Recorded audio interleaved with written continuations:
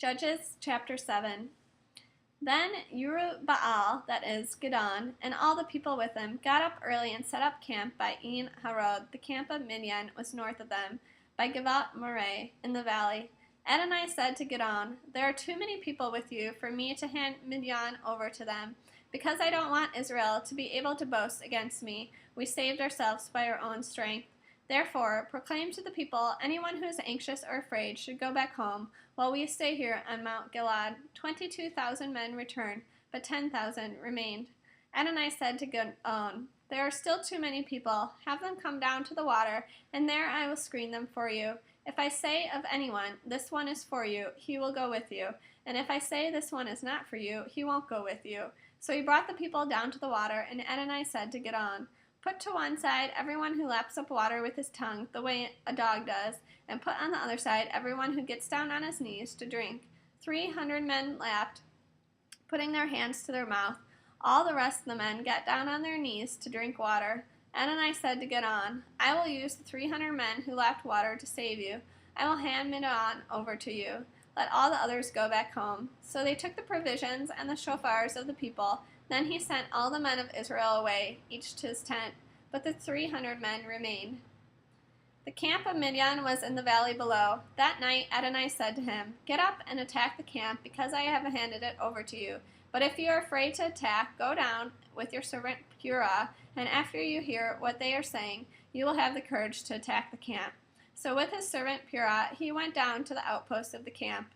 Now Midian, Amalek, and all the others from the east had settled in the valley as thick as locusts. Their camels, too, were beyond counting, like the sand on the seashore.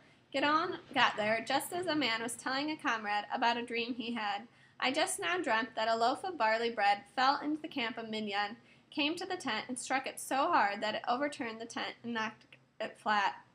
His comrade answered, "This can only be the sword of Gideon, son of Joash, the man of Israel. God has given Midian and all its armies into his hands." When Gideon heard the dream and its interpretation, he fell on his knees in worship.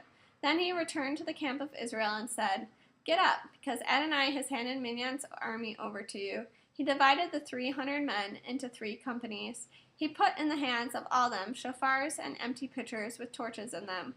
Then he said to them, "Watch me and do what I do. When I get to the edge of camp, whatever I do, you do the same. When I and everyone with me blow the shofar, then you blow your shofars all around the whole camp, and shout for Adonai and for Gideon."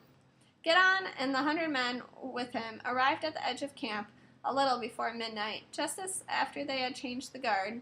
They blew the shofars and broke in pieces the pitchers that were in their hands. All 3 companies blew the shofars, broke the pitchers, and held the torches in their left hands, keeping their right hands free for the shofars they were blowing, and they shouted, "The sword for Adonai and for Gideon." Then, as every man stood still in place around the camp, the whole camp was thrown into panic, with everyone screaming and trying to escape. Gideon's men blew their 300 shofars, and Adonai caused everyone in the camp to attack his comrades, and the enemy fled beyond Bet Shittah near Sirah as far as the border of Abel Macholah by Tabat.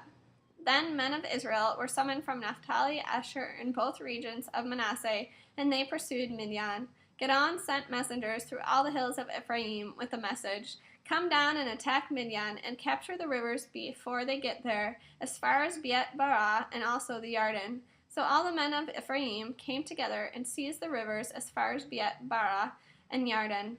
They also captured 2 chiefs of Midian, Orev and Zeev. They put Orev to death at the rock of Orev, and Zeev at Zorev's winepress. Then, as they kept pursuing Midian, they brought the heads of Orev and Zeev to Gideon, who had crossed to the far side of the Yarden.